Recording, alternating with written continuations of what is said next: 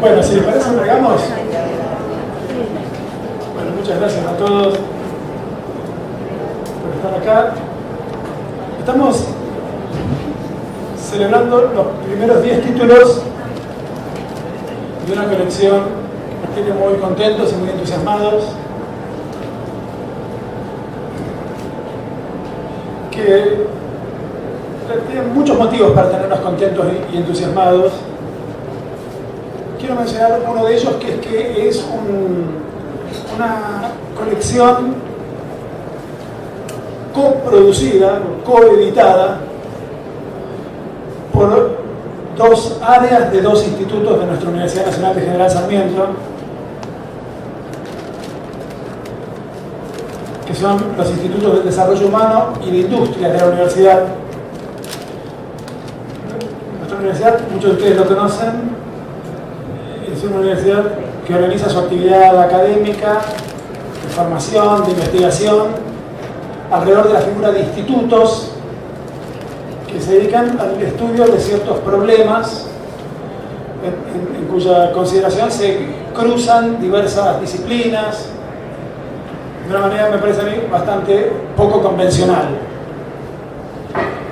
El Instituto del Desarrollo Humano se ocupa, como su nombre lo indica, del problema del desarrollo en una perspectiva que llamaríamos no economicista, preocupada por los problemas de la política, de la comunicación, de la educación, de la cultura.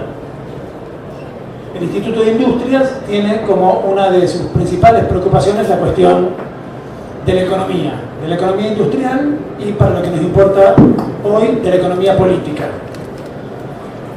Hace mucho tiempo que ciertas áreas, y particularmente el área de política del Instituto del Desarrollo Humano y el área de economía política del Instituto de Industria, venimos pensando algunos problemas juntos y revisando juntos algunos de los grandes momentos en la historia de las ideas latinoamericanas sobre los problemas del desarrollo, sobre los problemas de la dependencia, que son grandes preguntas que se formuló la teoría social latinoamericana en el cruce, diríamos, o más que en el cruce, con una preocupación que pasaba por encima la división disciplinar necesariamente muy empobrecedora entre economías, ciencias sociales, sociología.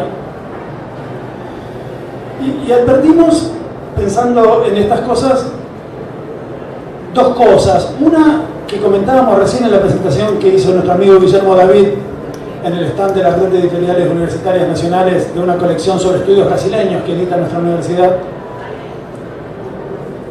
La poca frecuentación que tenemos de un conjunto de textos que son muy fundamentales, con algunos de los cuales tenemos la módica excusa de cierta distancia idiomática menor, con otros de los cuales ni siquiera. La verdad es que tenemos un desconocimiento muy notable de producciones importantísimas de autores ecuatorianos, bolivianos, mexicanos, uruguayos, venezolanos, que hicieron aportes muy fundamentales al pensamiento económico, social y político de la región. Y tenemos una equivalente dificultad para pensar algunos importantes pensadores argentinos. Varios de los títulos de la colección aluden en efecto a la obra de pensadores argentinos, como los pensadores latinoamericanos que también fueron. Yo pensé que en esa doble dificultad, nuestra falta de conocimiento de algunos autores fundamentales de la región y nuestra falta de comprensión de algunos fundamentales pensadores argentinos como pensadores centrales del pensamiento latinoamericano, es el caso, en el modo muy preciso, en el que aparece presentado en uno de los 3 volúmenes últimos de la colección que presentamos hoy, del pensamiento de Raúl Prebisch, muy sugerentemente presentado por los dos autores que lo tratan en uno de los 3 últimos títulos de esta serie. El otro está dedicado a Rodolfo Stavenhagen y el tercero a un geógrafo brasileño interesantísimo, Milton Santos, que también tiene una lindísima presentación a cargo de Perla Suman. Bueno, 10 autores por el momento en esta colección con la que tratamos de empezar a paliar un poco estos déficits muy notorios que encontramos en nuestros modos de acercarnos a los grandes capítulos del pensamiento latinoamericano del siglo XX, ¿no?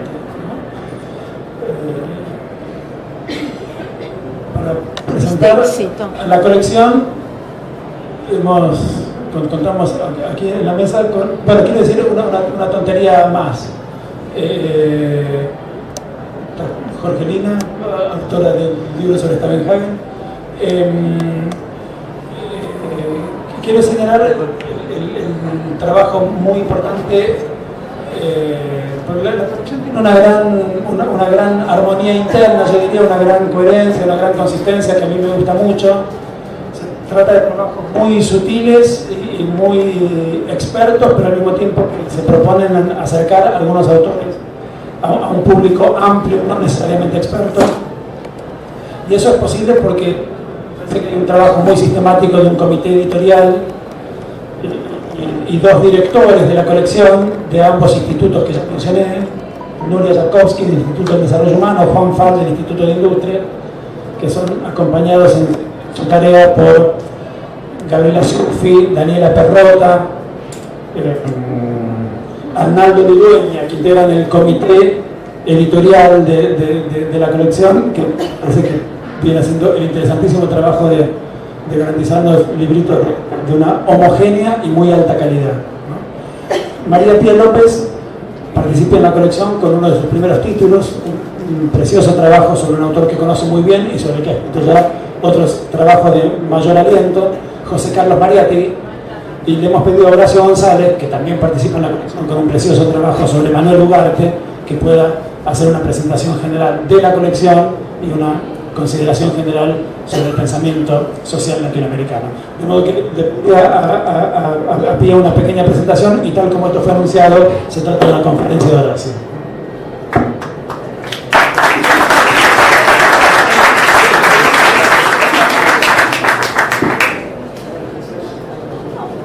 Podía aplaudir. Buenas tardes. No sé por qué Eduardo puso cara de sobresalto cuando escuchó aplausos. Quería decir un par de cosas para pensar alrededor de la importancia de esta colección y luego pasarle la palabra a Horacio. Efectivamente, como decía Eduardo, para quienes trabajamos temas sobre América Latina, damos clases sobre pensamiento latinoamericano o procuramos situar nuestras investigaciones alrededor de esos temas, siempre aparece una discusión que es qué pasa con las bibliotecas, qué pasa con las bibliografías, qué pasa con el acceso a una zona del pensamiento que aparece como desdeñada, ¿no? Para los que damos clases en la Universidad de Buenos Aires suele aparecer la idea entre los estudiantes de no se llega nunca a ver algo de América Latina, ¿no?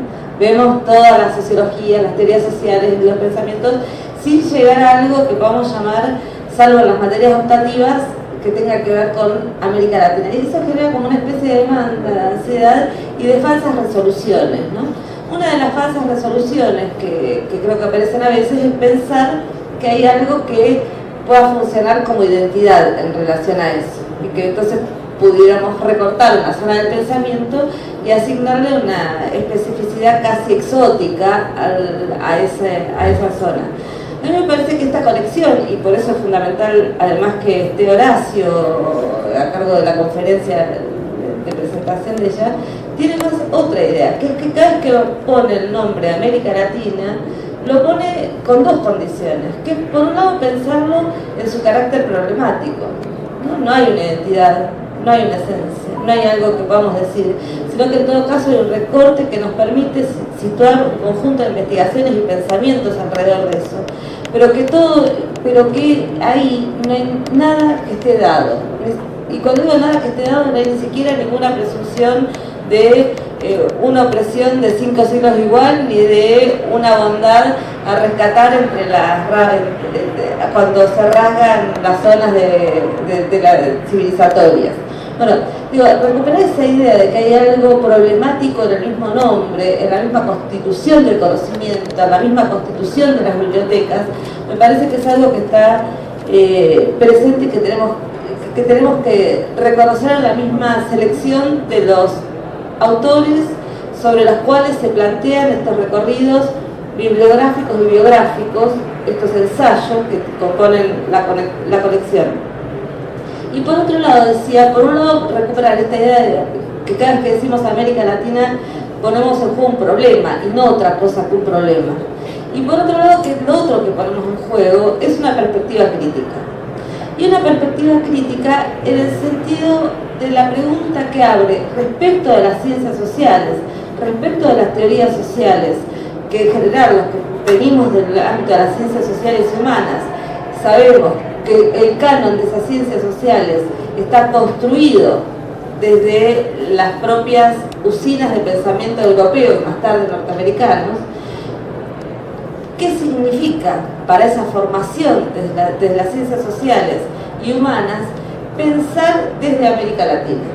¿Qué significa mirar desde aquí? ¿No? ¿Qué significa esa mirada? Yo digo, lo que significa en principio es una perspectiva crítica porque abre el mundo hacia otra cosa. Pensémoslo quizás del modo más sencillo, que es pensando qué pasa cuando pensamos el trabajo desde la perspectiva latinoamericana, histórica latinoamericana, y no solo desde la perspectiva europea, el que va a pensar necesariamente en la constitución del trabajo libre, del trabajador asalariado, etc. Si nosotros lo miramos ese proceso desde América Latina, lo que nos encontramos es la articulación de ese trabajador libre, asalariado, etc., con formas de trabajo servil y esclavo. Es decir, que si miramos desde América Latina no podemos hacer el mismo mapa del trabajo, ni la misma noción de trabajo, ni la misma idea de cómo se produce la economía, las relaciones sociales, que desde Europa. En ese sentido, cuando digo una perspectiva crítica, es una perspectiva crítica también a los límites que tienen los conceptos formulados desde una percepción del mundo que es cerrada a una parte del mundo. No, me parece que ese doblez entre pensar algo como problema y pensarlo como perspectiva crítica, que la colección me parece que tiene ese doble esfuerzo cuando pone la idea de pensadores latinoamericanos. Yo lo superpondría a otro esfuerzo que me parece que también nos es muy contemporáneo, que es el esfuerzo que está haciendo el feminismo para revisar también las bibliotecas, las bibliografías, las zonas de conocimiento, las investigaciones y las currículas. Y porque también lo que está haciendo el feminismo es decir que hay que tomar el género como problema, así como decía recién, hay que tomar América Latina como problema, hay que tomar el género como problema y no como algo dado. Y por otro lado también como una perspectiva crítica, que si recién decíamos, o yo estaba usando el ejemplo de qué pasa con el trabajo, cuando la idea de trabajo, cuando la pensamos desde América Latina, o la pensamos solo desde el recorte europeo, pensemos qué pasa con la propia idea de trabajo cuando le agregamos a eso la perspectiva crítica del feminismo.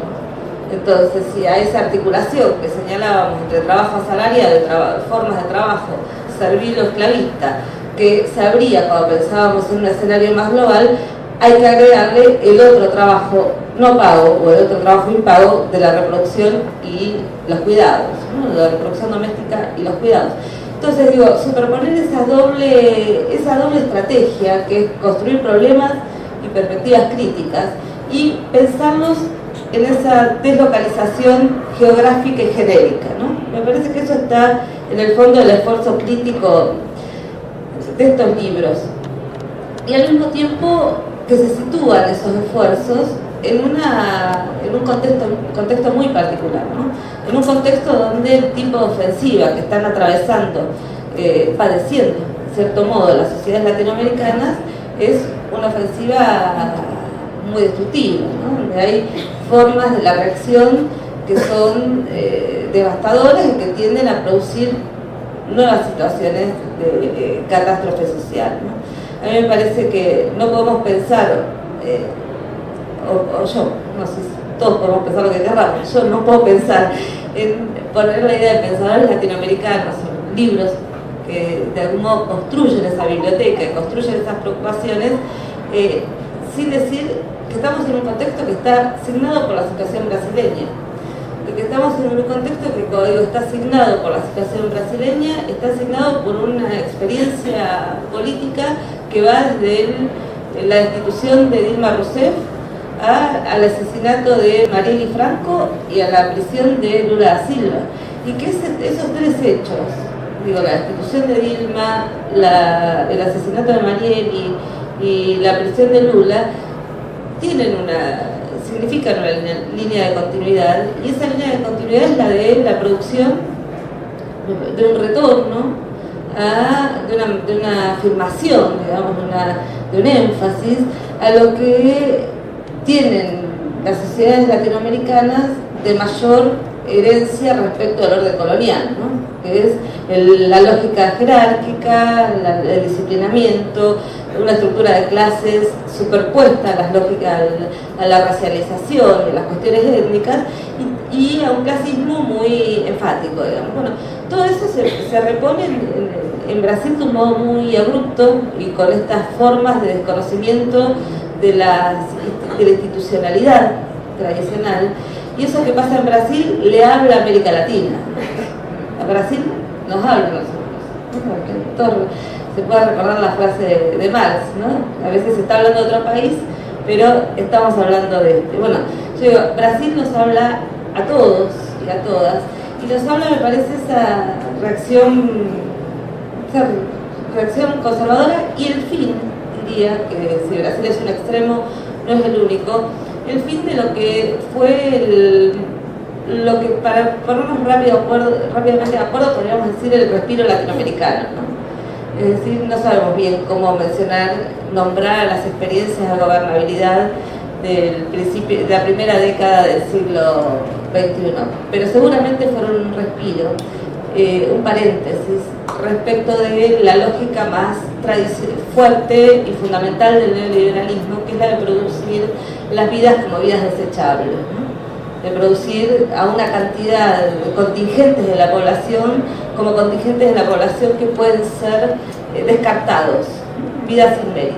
Bueno, en eso, de algún modo, las experiencias de gobierno popular en América Latina a principios del siglo XXI fueron un respiro, no fueron un paréntesis. Bueno, ese paréntesis, diría que en muchos casos, varios países terminó, y en Brasil eso tiene una dramaticidad aún mayor. Bueno, tanto en los momentos donde respiramos, como en los momentos en que sentimos que lo que se avecina es la profundización más dramática de las condiciones de vida de las mayorías y de los pueblos latinoamericanos, en ambos casos es necesario construir una perspectiva crítica. En ambas situaciones, cuando estamos optimistas, cuando estamos fervorosos y cuando estamos dramáticamente angustiados, es necesario volver a constituir un tipo de relación con el pensamiento, con los nombres, con la historia y con la pregunta por la emancipación.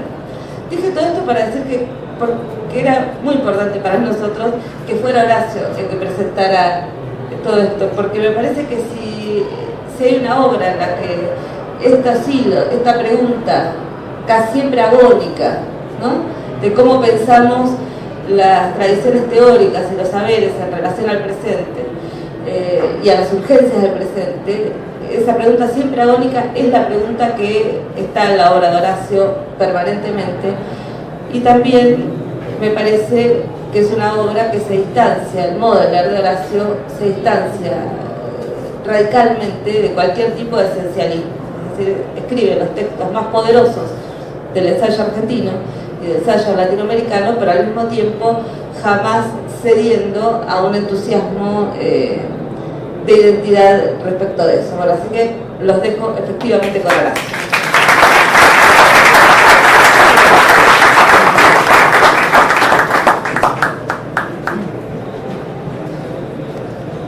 Bueno, primero tengo que agradecer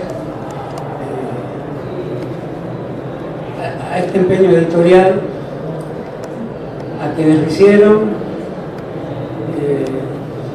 eran todas frases hechas, a quienes lo hicieron posible. Quiero advertir sobre el placer de la frase hecha también, no es cualquier cosa la frase hecha.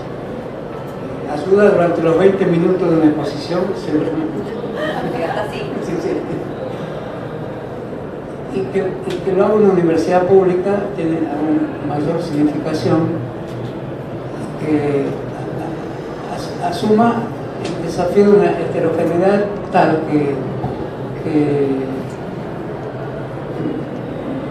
me habilita perfectamente para desagregar las palabras de Pía. Desagregar en el sentido de no sé si soy el más adecuado para tomar tanta diversidad de autores, de temas. Y por otro lado, creo que el trabajo que se hizo desde el punto de vista crítico, intelectual sobre América Latina, comparte en las últimas décadas la idea de no buscar sustancias fijas o de criticar lo que la Academia Norteamericana propagó como esencialismo, es decir, identidades fijas, sólidas, que por un lado tranquilizan y permiten fervores políticos, pero por otro lado pueden crear ritualidades que contrabalanceen esos fervores políticos con una suma inconcebible de fracasos y de errores. De modo que al compartir todo esto me siento un poquito intimidado, en gran parte lo que podría decirse a la distopía, como nos han observado. Y en segundo lugar, me parecería justo presentar todos los libros, pero también advertí que es una tarea bastante difícil. Yo leí la mayoría, pero por ejemplo no leí dos, el de Cueva y el de geógrafo brasileño, de Milton Santos. Entonces me resultaría incómodo para un presentador profesional, que creo que a esta altura debe ser, ¿no? Ese es un título que me debo enorgullecer, de no poder abarcar a todos los autores y al mismo tiempo las ganas que tendría de hablar de otros que no están acá y que probablemente puedan estar en próximas ediciones. Así que después de haberme intimidado a mí mismo con estas palabras, podría comenzar diciendo que en las cátedras y ámbitos donde se apela al latinoamericanismo con todas las prevenciones del caso, que son las que dijo Pía, es decir, tomar antes que nada un conjunto de heterogeneidades móviles o de paneles corredizos que continuamente se buscan y se repelen entre sí, y al mismo tiempo no debilitar el concepto de Latinoamérica, hacerlo fuerte en ese desperdigamiento. Son muchas las áreas de conocimiento que están detrás de esos signos de orden. Y estos libros las representan muy bien, porque en primer lugar está Previs en por medio. Ese es otro libro que no leí, pero puedo decir algo sobre Previs. Previs es una figura fundamental en Latinoamérica y problemática en Argentina. Ese es un indicio interesante para comenzar cualquier reflexión sobre qué tipo de peso crítico en la lectura ejerce la idea nacional, ejerce el país como un sistema de lectura, si pudiéramos considerar un país como un sistema de lectura. Previs en Argentina es un economista que comenzó su carrera aunque era un joven economista que ya tenía trabajos, con un informe económico dirigido al general Aramburu, que se llamaba Moneda Sana o Inflación Constante, algo así. Resultaría ser un problema constante de la historia argentina. Inmediatamente tuvo la respuesta de Jauretche con un título ostentoso llamado El retorno al coloniaje. De ahí que en la Argentina Previs es el economista de la Revolución Libertadora. Pero al mismo tiempo, como fundador de la CEPAL, que es la primera gran institución moderna de estudio de Latinoamérica desde el punto de vista de lo que fue un concepto vigoroso y aún tímidamente vigente, que es la dependencia, fue el fundador de la CEPAL. Entonces, sobre todo en Brasil, que tiene sus intelectuales progresistas de los años 60 hasta los años 90, prácticamente hasta la fundación del PT, digamos, ligados al la actividad de la CEPAL, que comienza al principio de los años 60, que es la Comisión Económica para América Latina de las Naciones Unidas, o de la OEA, de las Naciones Unidas. O sea, es un organismo importante dirigido por Previs que lanza su teoría del deterioro de los términos de intercambio, por los cuales se daba una clave económica, no economicista, de la desgracia latinoamericana. Se producen materias primas a cambio de productos elaborados y siempre el precio de las materias primas sigue en un correlato de inferiorización respecto al precio de los productos elaborados, y los términos de intercambio siempre van a ser desfavorables si no se quiebra con una acción económica, social y política esa tan vendada dependencia. De modo que ahí comenzamos con una fisura interesante entre la discusión política argentina y la discusión política latinoamericana. Previs recién ahora es alguien que se le podría alivianar de la pesada carga, de la pesada herencia, digamos, de su compromiso con la Revolución Libertadora. Pero fue el mismo Jauretche en los años 60 que lo hizo, porque percibió la discordancia que había entre ese fenómeno que molesta profundamente al teorizador universalista o al teorizador que tiende a asimilar teorías a la capacidad de homogeneizar y comprimir ciertos fenómenos bajo un único canon. El peronismo, aún hoy, en su estado de ultimísima condición de maltrechidad, o sea, de ser maltrecho es un concepto latinoamericanista que inventé recién, aún ahora aparece como esa fórmula que la obliga a Dilma Rousseff a escuchar la marcha peronista en la CGT, y lo hace con una especie de impecable cortesía que nadie tiene en la Argentina, porque el que no la quiere no tiene por qué ser cortés, pero el que la quiere tampoco es cortés, porque sabe que con eso está haciendo algo que aún hoy resulta difícil de definir. Bueno, el mismo Jauretche, que era una persona honrosa, una persona de honor, percibe en los años 60, en su sociología del medio pelo, que el veredicto muy ostentoso del peronismo hacia Previs, que ya en ese entonces era un personaje latinoamericano, pero pasaba en la política argentina por ser un personaje anti-argentino, levanta parcialmente la condena, y en una nota extensa a pie de página de un libro de finales de los 60, que creo que es Sociología del Medio Pelo, levanta la excomunión. Él la hizo y la levantó. No me parece un episodio carente de significación para el latinoamericanismo el hecho que se haya levantado, sería una barrera importantísima en la relación entre intelectuales antiimperialistas, por decirlo con la palabra de la época de la Argentina, y los intelectuales del antiimperialismo brasileño.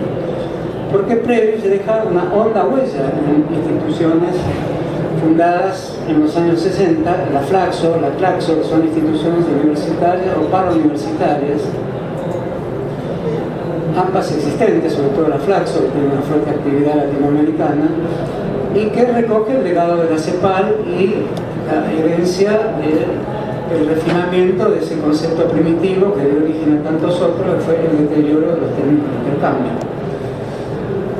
Y ahí toda la intelectualidad brasileña de la época tenía un lucimiento especial, pero en Chile, porque estaban exilados por determinación del gobierno militar, que con la clase intelectual, salvo con el escaso número de intelectuales que militaron en los partidos de la iglesia brasileña, fue hasta, si se quiere, bastante condescendiente.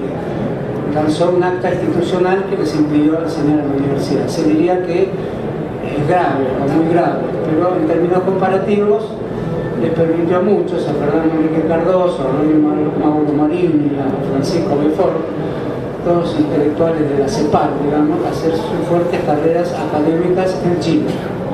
Por eso Chile también es un país muy fuertemente ligado al pensamiento de la CEPAL, pero con pensadores brasileños.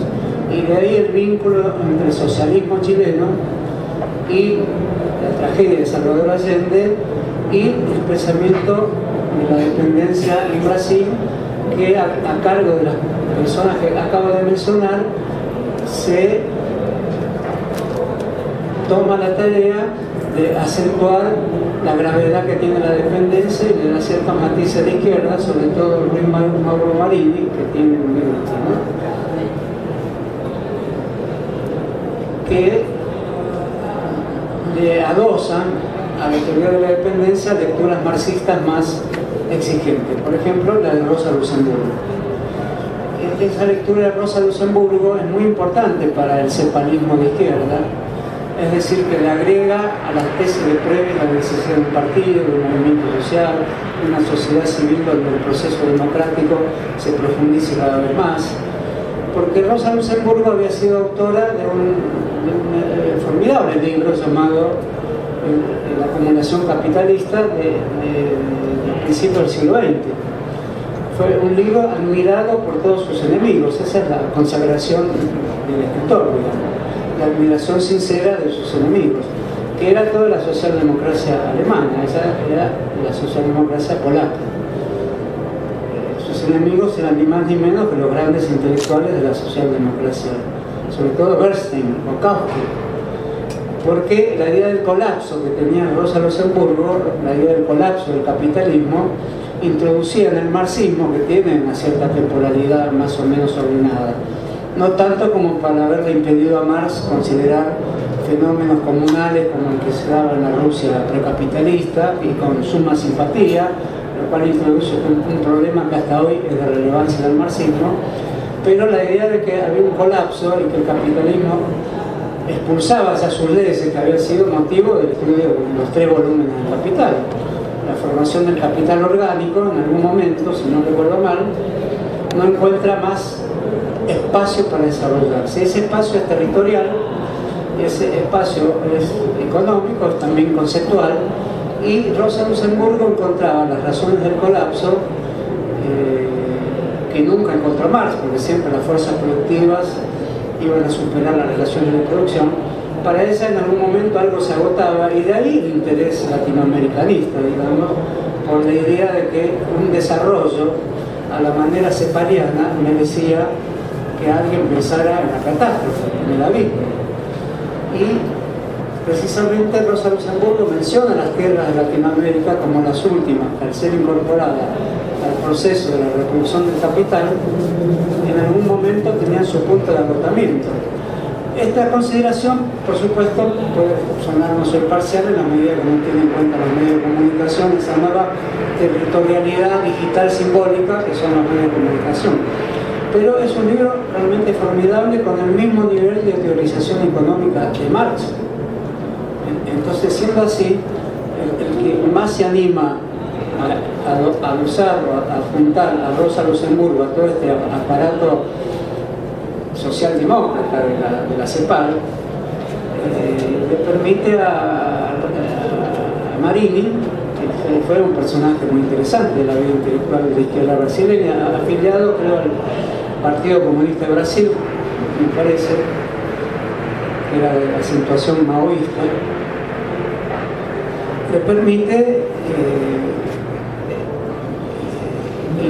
indagar o interpelar la teoría de la dependencia con elementos más estrictos, y precisamente el más estricto, que es que puede haber un colapso del capitalismo, y interpretado desde el punto de vista político, eso supone la voluntad política de un partido. Pero ocurre que también Fernando Henrique Cardoso tomó a Rosa Luxemburgo y pensó que había posibilidades de un tercer mundismo democrático, con el que también intenta corroer de una manera pudorosa, como siempre hizo Cardoso, los cimientos que había construido Previs. Entonces, en ese sentido se puede decir que los brasileños que protagonizaron la prosecución de la CEPAL, y lo hicieron en Brasil fundando instituciones importantísimas. En el caso de Cardoso fundó el CEBRAP, ¿no? Y en el caso de en aquel momento amigo de Cardoso, después rival de Cardoso, y después nuevamente amigo de Cardoso, Francisco Belfort, fundando Claxon. O sea, SEDEC. Menos mal que Eduardo estuvo en Brasil con mayor atención que yo. En ese sentido, me parece que se podría afirmar que habría una izquierda de la CEPAL muy bien expresada en Brasil y que después tuvo la misma evolución de la clase o de la comunidad intelectual brasileña hacia distintas posiciones, que separó de Cardoso a casi todos los que se mantuvieron en posiciones más socialdemócratas, porque el itinerario de Cardoso fue primero sustituir con una teoría de la sociedad civil la tesis de la dependencia, así como Beaufort le insistía a Cardoso que mantuviera la idea de que había una lucha de clases dentro de la teoría de la dependencia, y en ese sentido toda la desfiguración posterior de la vida intelectual brasileña y la creación de otros institutos que disputaban posiciones, en gran medida hay que verla a la luz de la creación del PT, que no es enteramente hijo de la teoría de la dependencia, aunque episódicamente Platón. Es hijo de muchas más determinaciones de la complejidad de la clase, del surgimiento de una nueva clase obrera en Brasil, vinculada a la industria automotriz, que heredaba a la clase obrera anterior, que estaba vinculada al tímido intento de industrialización de Vargas, y que al mismo tiempo tenía una fuerte presencia de la negritud considerada como tal en el varguismo debido al modo de relación que establece Vargas, que es un estanciero del sur de Brasil, con las clases populares de Río de Janeiro, que son antiguas clases populares que provenían de una cierta lucidez después de salidas de la esclavitud, cierta lucidez que permitía también un tímido despunte de procesos democráticos autoritarios, digamos así, a través de un tipo de caudillo de puño irigoyenista como era Vargas, y de carácter trágico, lo cual demuestra su suicidio cuando las mismas fuerzas que actúan hoy lo llaman a su momento final. Por eso Lula dice muy insistentemente: no me suicidaré, como dijo cierto presidente argentino, porque recién ahora Lula comprende que el PT, que se funda de alguna manera en contra de la memoria de Vargas, algún lazo tenía que tener, y se encuentra ahora ese lazo a modo de la creación de un nudo sentimental, de un nudo memorístico y de un nudo político entre la clase obrera anterior y la nueva clase obrera brasileña que surge en los años finales de los años 70. Bueno, todo esto hace a una discusión que pasa por las grandes universidades brasileñas y por los institutos paralelos a estas universidades, que actúan junto a ellas, porque son los mismos profesores que al mismo tiempo crean sus instituciones. Esto supone que hasta ahora hablamos de intelectuales más institucionales, tanto de la universidad, pero además mucho más institucionales que si fueran solo universitarios, puesto que forman centros que se proponen intervenir en la política, se proponen como foros públicos de discusión y se proponen eventualmente generar situaciones de disputa política muy elevada. De hecho, eso ocurrió con Fernando Henrique Cardoso, que se convirtió en el sociólogo presidente. Esto fue una interesante batalla cultural, como veo que se está diciendo menos en Argentina y como se dijo mucho en un momento, porque la introducción de la sociología en el Brasil es más o menos contemporánea a la Argentina, con el sentido que tuvo en la Argentina a partir de los años 60, es decir, más rigurosa y más universitaria, pero tuvo, a diferencia de la Argentina, un fuerte rechazo de la vida cultural vinculada a las artes clásicas, y sobre todo al arte cinematográfico. Sería insólito decir por qué resistir a la sociología, pero alguien que se había convertido en el principal cineasta de Brasil resiste con particular énfasis, con llamativo énfasis, y escribe innumerables artículos en contra de la creación de la sociología universitaria. Se trataba de Laura Rocha, gran cineasta brasileña,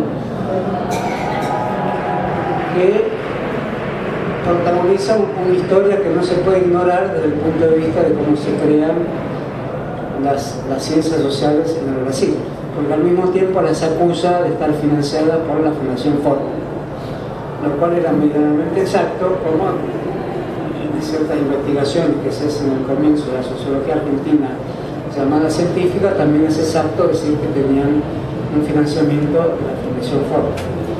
Bueno, esto hace que un primer problema que podemos ver, que se plantea más o menos dignamente, que merece seguir siendo discutido, es el tipo de relación de los intelectuales de las ciencias sociales con las instituciones de financiamiento público y o privado. Entonces ahí evidentemente hay un corte donde incluimos en Argentina a otros dos personajes que están en los libros, uno evidentemente a Germani, el otro a Aricó, que es un fundador de instituciones que se sitúan en vías paralelas a la universidad y buscan financiamientos públicos, pero que al mismo tiempo tienen cierta originalidad y no forman parte de lo que prevé un Estado para financiar colecciones como las que forjaba Aricó, que por otro lado también en gran medida se autofinanciaba.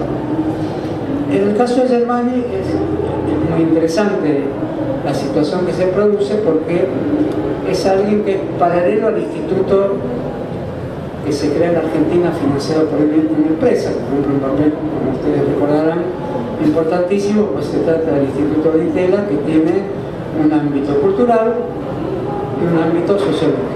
Esos dos ámbitos convivían armoniosamente en la calle Florida, en el Instituto de Itela, y hoy se expresan a través de la Universidad Torcuato Di Tella de una manera no tan semejante a aquellos tiempos donde de modo más complejo convivían varias instituciones bajo el nombre de Instituto de Itela, algunas de ellas institutos urbanísticos de alta calidad, vinculaciones con lo que en aquel momento era la Fundación Bariloche, de modo que había financiamientos cruzados de carácter empresarial.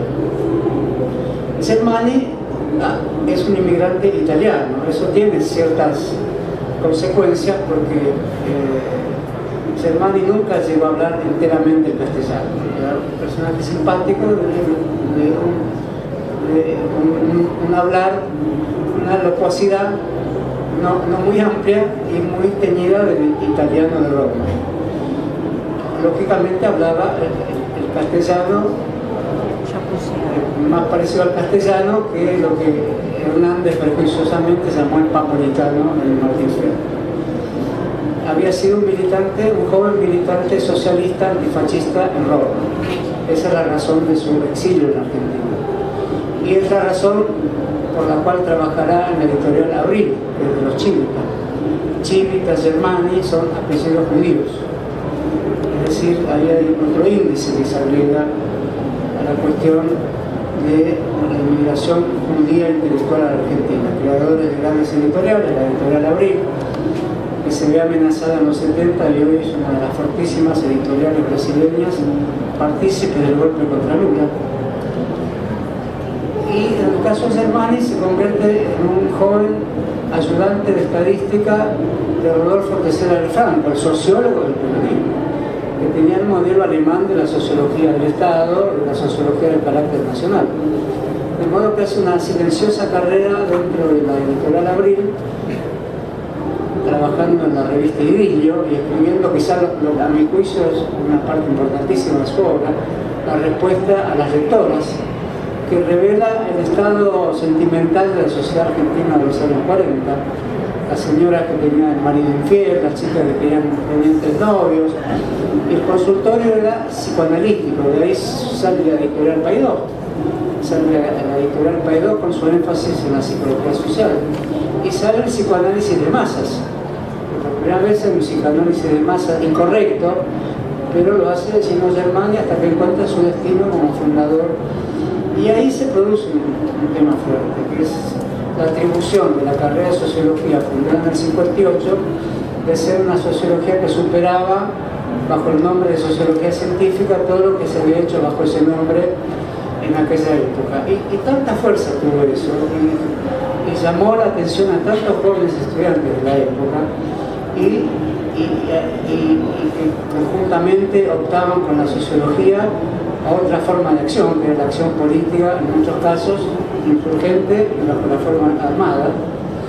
Entonces, ese nudo de situaciones dramáticas que se producían en la carrera de sociología también llamó la atención a aquellos que escribían libremente, bajo la forma ensayística, sin apelar a la norma científica que suponía la prueba, la experimentación, el grupo de ensayo, en fin, todo lo que hoy degradado se llama focus group y demás artificio del control sobre las personas. Porque como Eduardo dijo muy bien alguna vez, ahora lo voy a sorprender con mi memoria, las encuestas no son para saber qué opinamos, son para hacernos decir qué tenemos que opinar. Pero esto es fácil decirlo. Eduardo lo dijo hace 20 años, por eso se olvidó. Además tiene vergüenza si yo ya lo dije antes, por eso están mis amigos. Entonces ahí se produce otro nudo dramático ¿qué hacer con todo lo que se había escrito antes bajo ese nombre? Y los que son herederos de esa beta, que es una beta argentina que fundó el siglo XX argentino, o bajo el nombre de positivismo, de vitalismo, bajo el nombre de poéticas caracterológicas que interpretaban la nación como una vía de salvación, algo que hay que rescatar, un tesoro perdido. Bueno, toda esa ensayística comenzó a temblar, y los dos más importantes exponentes de esa ensayística comenzaron a decirse sociólogos también. Cauret se escribe en medio pelo el libro donde rescata a Previs, le pone ensayo de sociología nacional. Por supuesto que ese ensayo y nacional perturba un poco la palabra sociología, pero se le obliga a usarlo. Y Martínez Estrada también escribió un libro en esa época muy sociológico, curiosamente muy parecido a los estudios sobre la crisis de la razón de la Escuela de Frankfurt, tema que también más livianamente, como le indica el libro que he leído, Thomas Germani, puesto que no es justo decir que fue alguien trivial, como dijimos muchos en aquella época. Muchos que fuimos sus alumnos. Yo fui la última camada de alumnos de Germani que se fuera desalentado de la Argentina porque él había previsto una vía socialdemocrática para el pasaje a la sociedad de masas, desde la sociedad tradicional. Y anunciaba una vía anómala que de suceder iba a introducir graves problemas al país, que era la vía, como hubiera dicho Gramsci, ¿no? La vía, no me acuerdo cómo dice Gramsci, del estado del norte. ¿Ven? Bueno, Gramsci le da un nombre a la vía de la unidad italiana de los estados del norte. Ahora no me acuerdo el nombre de los estados del norte. Bueno, no viene al caso. La vía que Germani ve como un peligro para Argentina, él la llamó la vía piemontesa. El Tincho. Bueno, había que tener memoria, eso lo sabía y me lo había olvidado. O sea, para Gramsci la vía piemontesa, la vía de la unidad italiana. Para Germani, que si se hubiera esforzado hubiera descubierto más de Gramsci, le costaba mucho porque venía de ese clima de discusión, como en la misma época viene Mondorf a la Argentina, que sí discute con Gramsci de una manera muy interesante.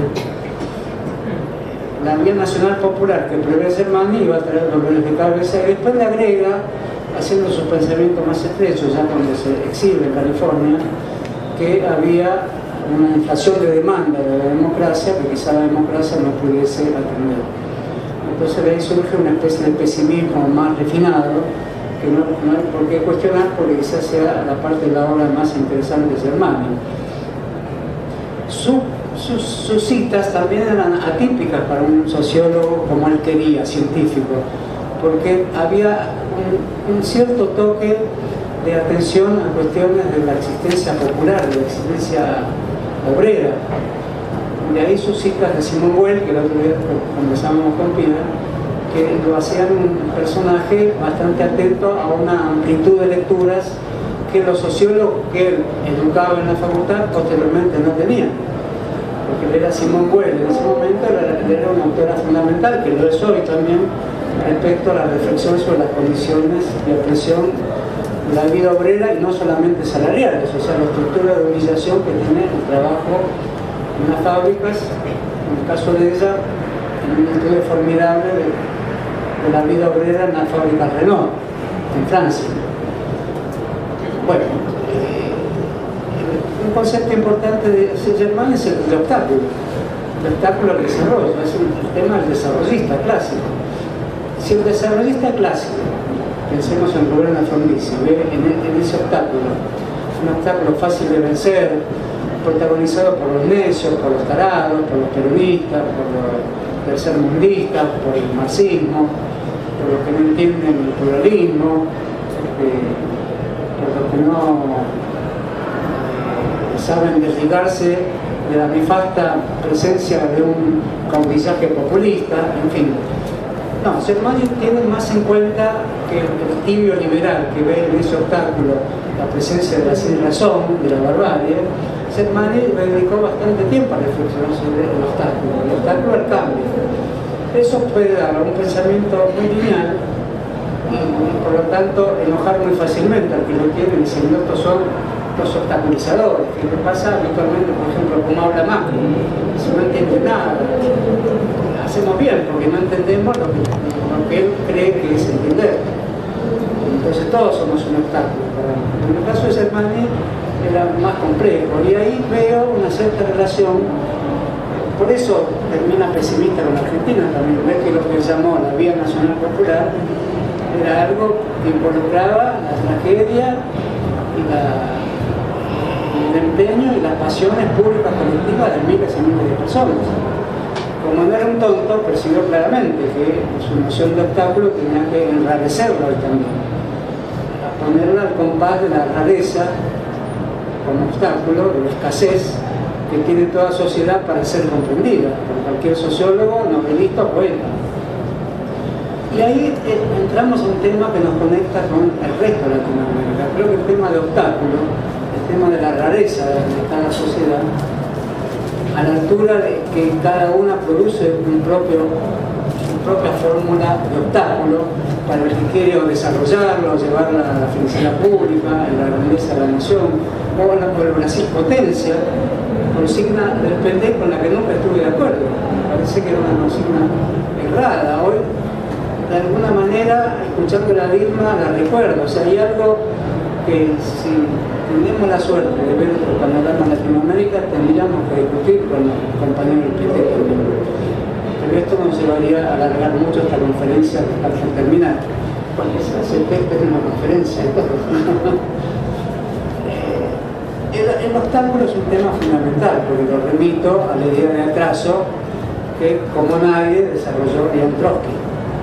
Y esa idea es muy latinoamericana, porque toda la teoría latinoamericanista tomó la idea del atraso, ya sea a la manera del desarrollismo frondicista, hecho por ex-marxistas-leninistas. Todos los asesores de Frondizi, incluido Frigerio, fueron de algún modo o parte del Partido Comunista o de grupos más alentadores que el Partido Comunista, como el grupo Insurrexi, que da a la izquierda del Partido Comunista, es el caso de Rogelio Frigerio, y muchos otros, Juan José Real, yo no me acuerdo el nombre de Marco Merchente, todos los publicistas de Frondizi habían sido de izquierda, y todos citaban al Lenin desarrollista, el Lenin de la nueva política económica. Es decir, para Lenin, a diferencia de Trotsky, era más fácil hacer los obstáculos que proponía un campesinado, proponía la comuna rural. Para Trotsky había que vencerlo también, pero Trotsky tiene una idea del obstáculo como complemento del otro polo del obstáculo, que es el facilitador técnico, la facilitadora reina madre de las sociedades que paguen un modelo de justicia a través de las grandes tecnologías reabsorbidas por el Partido Revolucionario. Pero eso no le impedía a Trotsky ser como un enamorado también de los obstáculos. De ahí su relación India-Inglaterra. no existiría Inglaterra si no existe el obstáculo llamado la India. Ese obstáculo lo llama el atraso. De ahí las grandes discusiones de la izquierda nacional con cierta influencia trotskista en Latinoamérica en relación al llamado atraso. Por ejemplo, Puigros, que lo tomamos como parte de la izquierda nacional, era un miembro del Partido Comunista importante, pero nunca abandonó su idea de que primero tiene que haber una democracia burguesa antes de declarar el socialismo. De ahí su gran polémica con Andrés Gunderfrank, que motivó la preocupación de todos los estudiantes de ciencias sociales en este momento de la Argentina y también de Latinoamérica. Pero Gunderfrank, un alemán trotskista, insistía que Latinoamérica ya era capitalista desde que llegó Colón. Para Puigros, Colón no era un navegante renacentista ligado a la etapa feudal. Y durante muchos años Latinoamérica había que pensarla como movimientos de reivindicaciones sociales en marcos feudales, con distintos grados de feudalidad, pero que solo animaban a plantear la etapa democrático-burguesa y no el socialismo. Ese es en gran medida el motivo del pasaje de Puigros a los cofres del peronismo. Él aporta eso al peronismo, a la teoría democrático-burguesa. No así Ramos, que por provenir del trotskismo tiene una idea del obstáculo, una idea del atraso, mucho más aguda. De ahí el modo en que Ramos impacta en Bolivia, el atraso por excelencia. De ahí, en una medida que no me atrevería a decir que es tan relevante, pero la obra de Zabaleta Mercado, uno de los personajes que están aquí, presidiendo la mesa, no la podemos ignorar respecto a cómo, si es original, es porque al tener en cuenta la cuestión del atraso, convierte el tema del desarrollo del socialismo en Bolivia en una complejidad, no en una facilidad. Tienen que combinar a mineros, que en general están vinculados a partidos trotskistas, con campesinos que no están vinculados a partidos trotskistas y quizás a ningún otro partido, y que están más aptos para experiencias de tipo populistas o militaristas como las que ocurrieron bajo los gobiernos militares, o están aptos para las milicias campesinas como las que formó Paz Estenssoro, que eran milicias armadas por un partido socialdemócrata. Digo socialdemócrata en un sentido muy amplio, un partido con ciertos toques nacional populares también, con fiorituras de derecha. No es fácil describir también esos gobiernos, pero yo en Bolivia he visto desfilar campesinos armados porque Paz Estenssoro, la revolución de 1952, la de Paz Estenssoro, anuló el ejército. Eso no había ocurrido en ningún otro país. El ejército boliviano educado por Prusia. De ahí que duró tanto la guerra del Chaco, porque de los dos lados había grandes generales, los prusianos, el mariscal Estigarribia, que tenía la pobre condición de ser apenas un general paraguayo, como Perón. Pero resulta que el general paraguayo era más sabio que el general prusiano. Estigarribia le ganó a todos los generales prusianos, porque en Bolivia puso 4 o 5 generales prusianos. Y durante los 5 años de guerra, Estigarribia, que era un teniente, asumió el generalato rápidamente, prácticamente liquidó un ejército muy superior y dirigido en forma europeísta. Eso también es un tema que merecería más reflexión. En ese sentido me parece que tendríamos un hilo que con suerte proclamaría que es parecido a lo que Pía anunció, como estudiar Latinoamérica como un sistema de paneles que se corren fácilmente y dejan un rastro, una herencia, una memoria, pero no son una sustancia que queda por detrás a la que hay que acatar, como el itinerario de un gusano que deja siempre una barba que queda inmóvil supuestamente.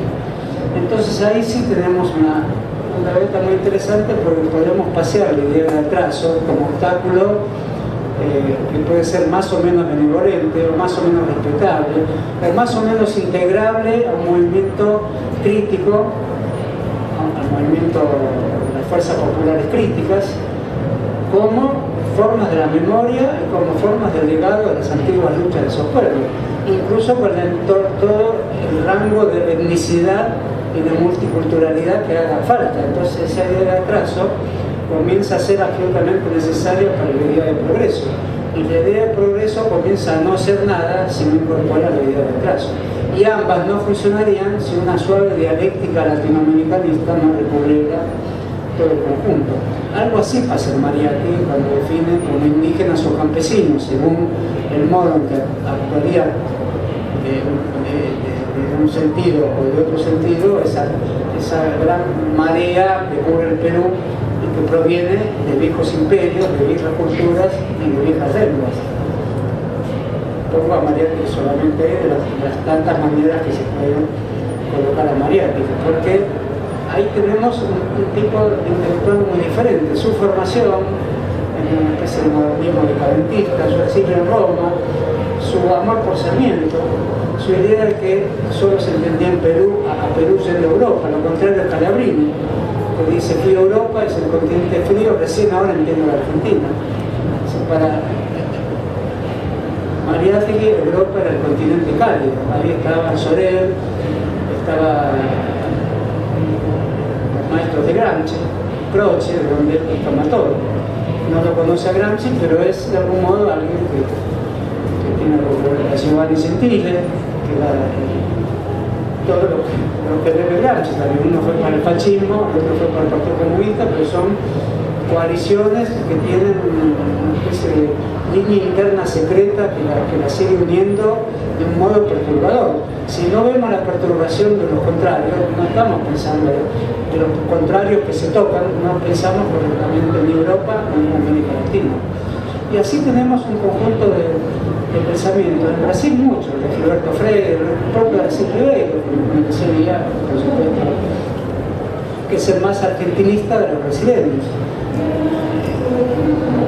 En general, el pensamiento político brasileño conoce mal a Argentina y los estereotipos que rodean, facilitándolos a todos a la comprensión de un país, en Brasil pesa mucho en la intelectualidad brasileña. De modo que uno puede tener amigos, pero cuando llega esa cosa que empieza con P, por más que uno la maldiga y le diga que es el hecho maldito, uno también maldice y que por eso sigue atado a él, esa pura dialéctica argentina no es entendida. Por eso sigue habiendo una pelea en el trabajo ahí, no para que algo sea entendido, si es que algo termina siendo entendido, sino para obtener de todo este cuerpo de ideas un tipo de lenguaje que se haga cargo de forma más interesante de lo que nunca somos capaces de pulsar, que es precisamente ese obstáculo o ese arcaísmo que nos obliga a no derrotarlo tan fácilmente, porque lo derrotamos si es que conseguimos hacerlo con otro arcaísmo. De ahí que la epistemología del sur de Bonaventura de Jesús Santo, todos los trabajos anti-europeístas Enrique Dussel, o el modo en que la Universidad de Duke en Estados Unidos elabora su teoría decolonialista a través de Walter Mignolo, me parecen soluciones que no podemos abandonar en el diálogo, pero no me parecen suficientes para entender el archipiélago. Descubrir todo esto de una epistemología del sur me parece que exigiría mucho más elaboraciones, a pesar de que habría que reconocerle apenas algo que no es poco importante, que es el intento de pensar procesos nacionales, como son dramáticamente la Latinoamérica Unida, son procesos nacionales de fuerte disparidad, con muchas guerras entre ellos.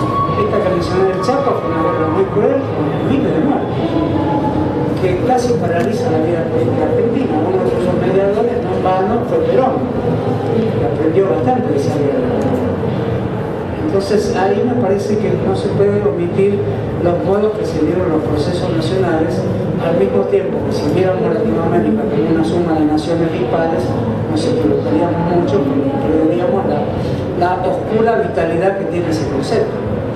Y termino con, si se puede hablar de más. Yo pido disculpas a los autores porque los que he leído no les estoy mencionando porque las llamó conferencias. historicista, Pío. Entonces, tenía que desglosar mucho. Todos los libros que leí me parecieron grandes libros. Tengo más fresco el último que leí, que está en sin embargo voy a hacer una pequeña observación, ya pasando a México, para terminar. El Colegio de México, creo que era un alemán, como muchos alemanes, como Rico Schmieder, hay mucho caudal de pensamiento alemán. Humboldt, sin Humboldt habría una idea más frágil de Latinoamérica. El tema de Humboldt es que dejó en la Argentina un discípulo, Bonpland, que no le llegaba a los talones. El problema de la Argentina es que no tuvo un Humboldt. No quiso venir a la Argentina, a diferencia del inglés, Darwin. El alemán no quiso venir porque le interesaba Colombia, le interesaba Cuba, el Caribe. Le interesó Bolívar. Es alguien que comenzó con Bolívar. Y Bolívar fue alguien capturado por el mundo de la histórico-naturalista de Humboldt. La Argentina debe resentirse, pero tuvo a Hudson, a dos ingleses importantes, y a otros más. Para algunos irónicos dicen fundadores de la literatura argentina. Entonces ahí tenemos un campo enorme para recibir el papel del antieuropeísmo tipo Dussel, que me parece que lleva las cosas a un extremo en que ya no se comprende ni Latinoamérica ni lo que sería el europeísmo, o la epistemología del sur, que uno le pediría mayores aclaraciones, que quiere decir esa enorme amplitud para tanta heterogeneidad, y cuando uno lo lee no dice nada diferente a lo que opinamos todos cuando somos vulgares en opinión. Pero de medio, de aventura. Y así mucho del material que leemos sobre Brasil y demás está cruzado por esta buena voluntad de pensar fenómenos que se le escapan, a los cuales la complejidad siempre le juega una mala pasada. Y no podemos asegurar que nunca cese de jugarnos una mala pasada esa complejidad. Entonces, yendo al Colegio de México, ahí tenemos también alguien que está Benjamin, que es muy interesante, está en medio de la vida académica, la Universidad de México, el Colegio de México, y el deseo de hacer una teoría que en su momento, cuando éramos jóvenes estudiantes, recorrió toda la Universidad Argentina, que eran los siete errores sobre América Latina, un poco tomando el título de Mariatti, creo que eso lo dice el autor del libro Benjamin, que era alguien que pensaba precisamente también en la cuestión de que el obstáculo, el atraso, tenía que ser muy parecido a Zabaleta, que no tenía que ser negado, no tenía que ser atacado por el educador que indicaba las vías de la creación de una clase educada, cultivada y consumidora de la cultura correcta. Al contrario, el atraso significaba algo de lo que había que indagar y obtener lo mejor de ese atraso, que no era ni más ni menos que lo que permitía reconocer que todo presente es una forma de atraso también. Por eso Tabenhagen es también un multiculturalista, es alguien ingenioso, es interesante ver cómo elabora esas 7 tesis, que es una lección también para los profesores, cómo ser más leído. Logró con esas 7 tesis y con el concepto de colonialismo interno, es decir, algo muy parecido a lo que hizo Carr. Tanto influyó que a mí me parece casi toda la obra de Roberto Carr en Argentina, que es muy importante, tiene, no diría una dependencia, pero una fuerte complementariedad con la de Rodolfo Tabenhagen y con la de González Casanova, con la que tenía matices. Bueno, eso fue México para nosotros. El México, el Colegio de México, fundado por los españoles, así como en la Argentina fundaron la Editorial Rosada, el Instituto de Filología Hispánica, de Filosofía y muchas otras instituciones de envergadura. Eso fue, la República Española fracasó en España, pero triunfó de una manera en buena parte de las corrientes culturales avanzadas en la literatura y la economía y en el traductorado. Marpel, Hegel, todos son traducidos por los exiliados españoles en México. Bueno, ahí está José Revuelta, que también invitó los promotores de la colección, que también es muy parecido a todo este pensador. También es un comunista, o sea, el tema del comunismo en América Latina es fascinante en la medida en que, sin ser comunista, da la impresión que no se piensa adecuadamente qué pasa. Pero siendo solo comunista y permaneciendo en un aparato con ese nombre, da la impresión que ahí está el obstáculo bajo su forma insalvable. Entonces hay algo ahí que nos mantiene en una tensión permanente. Bueno, José Revueltas tiene un libro que alguna vez he leído, que también es muy interesante, que es El proletariado sin sujeto. No es alguien que piense en México solo bajo el campesinado, sino que lo piensa como un proletariado que también es campesino, que no tiene ninguna dirección. Pero ocurre que es un gran novelista, es un novelista reconocido por todos los grandes por Octavio Paz, por Monsiváis, hermano del gran compositor modernista Silvestre Revueltas. Y es una obra que ahora está siendo más leída en Argentina gracias a un libro de Bruno Bostils, que es un norteamericano casado con una mexicana que escribió un gran libro sobre América Latina, donde sus dos grandes personajes son dos pensadores de cada uno de los extremos del norte y sur de América Latina. Uno es José Revueltas, con un análisis precioso, con esta palabra de pie, finalmente uno que hace para ser amigo, escuchar palabras. Son grandes novelas lúgubres sobre México, y su escritura es una escritura de novelista ensayista, Revuelta. Y El otro del sur es León Rosini. Es un libro escrito por un joven, no tan joven, pero se dedicó años a estudiar a Rosina y a José Revueltas, mientras muchos de nosotros estábamos en Babia sobre ambos autores. Escribió un gran libro latinoamericano, yo diría muy académico, también muy ensayístico, muy informado y también muy alegre y muy vital sobre estos temas de los que estamos hablando, sin hacer ninguna concesión a un latinoamericanismo temático ni ninguna concesión a quienes quieran leer solo el libro de un académico norteamericano. Ya hay muchos ejemplos norteamericanos que hicieron esto, y de canadienses también. No así me parece lo de la escuela de colonialista, que lo encierran en una serie de conceptos vagos que todos juntos opacan el conocimiento. Acá tenemos la triple beta de la universidad, los colegios o centros de estudios paralelos a la universidad, y la beta ensayística, que no tiene institución. Y en esa tríplice función, me parece, en esa tríplice avenida, en ese encuentro de esos tres avatares del pensamiento latinoamericano crítico, la universidad,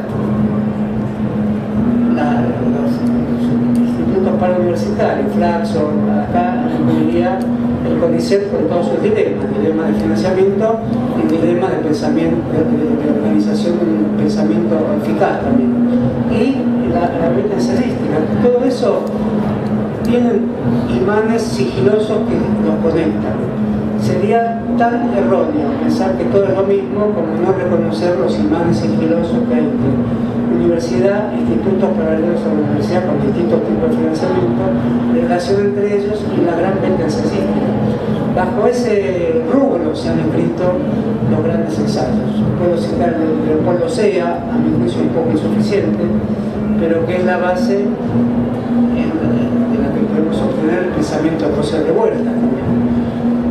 Bueno, no cité otros que son mucho más conocidos y que haría más larga esta exposición. Creo haber cumplido con la denominación de conferencia, lo que me da un poco de vergüenza, pero todo lo hacemos ¿por qué? Por Latinoamérica.